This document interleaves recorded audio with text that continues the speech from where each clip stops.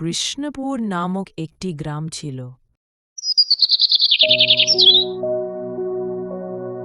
সেই গ্রামে সুমন নামক এক চাষি থাকত। সুমন খুব পরিশ্রমিক ছিল। দিনরাত সে মাঠে কাজ করত। একদিন সুমন মাঠে কাজ করতে গিয়ে দেখল জমিতে সোনা পড়ে রয়েছে।